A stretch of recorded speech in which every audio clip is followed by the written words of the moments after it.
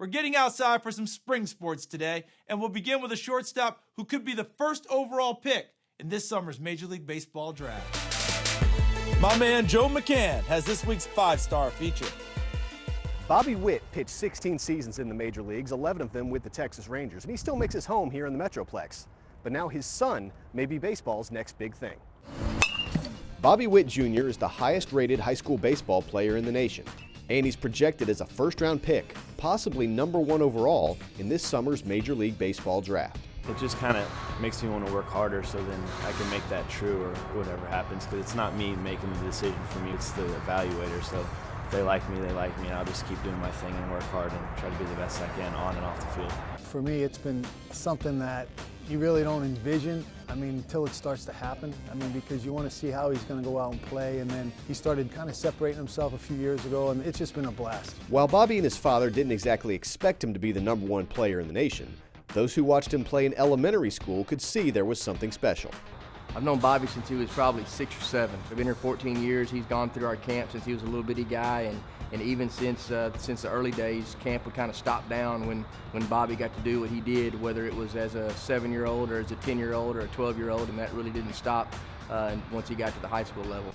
Among those who took notice of Witt once he got to high school, the Oklahoma Sooners, who offered him a scholarship as a freshman and received his commitment shortly after.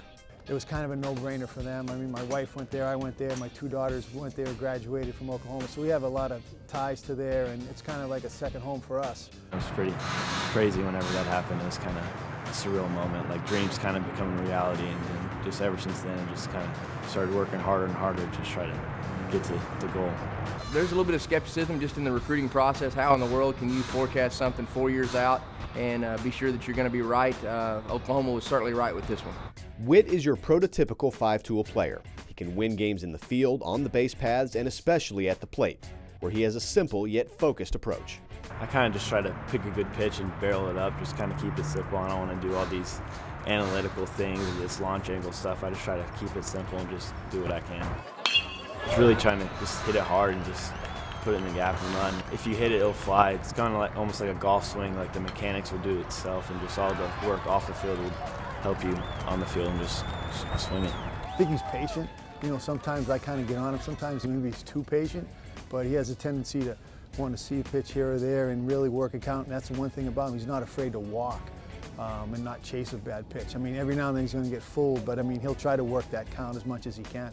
Doesn't swing and miss a ton. At the high school level, has the ability to adjust to what's going on. Is a special kid in the fact that he goes into the dugout, and where some kids in our arena are going to be over there chewing sunflower seeds or talking about girlfriends or whatever, he's watching the pitcher, so he's getting ready for his next at bat when he's in the dugout. While he could move to other positions at the next level, Bobby spent most of his high school career at shortstop, where he has outstanding range. Ever since I was little, I've always played shortstop, and I just feel comfortable there, just making plays. Just because kind of like you're the captain of the infield and everything. Things go through you, and you get a lot of plays, and I just like being the one out there making plays. Trying to look at it from a professional standpoint, when you're going to invest this kind of money in a human, they need to be a special kid as just outside of baseball, and Bobby fits that bill. But then in the fact that he can do so many things, I'm not sure what Bobby Witt is. Is he a shortstop? Maybe. If he's not, maybe he goes to center field because he can really run and he's a really good athlete. If not, he's 95 plus on the mound. So with that initial investment, you're going to have basically 3 chances for this thing to go correct. Bobby's going to have an ability just because of those tools that you say. And I think the thing that sets him apart more than anything is his speed. Yes, he can throw. Yes, he can defend, and he can hit for power. But man, he can really run. Those skills continue to improve because of the work Bobby puts in when no one else is around. I think that a lot of people don't see the time and effort he puts into the game. He's dedicated. He's up there hitting on his own, doing things that he has to do, hitting off a tee, turning on a machine. I would say the biggest thing, he's not afraid to work. Bobby's lucky that he has the ability to come up here in the mornings. He has the ability to come up here in the afternoons after we're done with practice. In the evenings, they've got access to this at all times, and he takes advantage of that. So there aren't many Saturdays or Sundays that I'm up here working on the field that I don't see he and his dad. We don't pass each other in the parking lot. We'll either come from hitting or going to hit.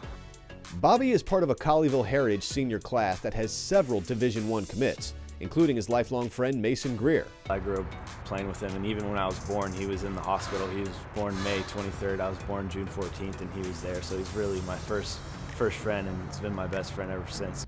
This group is hoping to capture a state title in their final season together, but when the season's over, it's going to be decision time for Bobby. He'll watch to see where he's selected in the draft and by which team. Then he'll decide if he'll go to college or if it's time to be a pro. It's unbelievable. It's just crazy how ever since I was little that's been my goal, and I kind of think about it, if you go to med school to be a doctor, my goal is to play professional baseball, and I think getting drafted or something that's the med school of the baseball world. It's going to be his decision. What I can do is provide him with information and give him kind of the landscape of what's going on out there, where players are at and things like that, and hopefully guide him in the right direction. But at the end of the day, it's going to be him making that decision.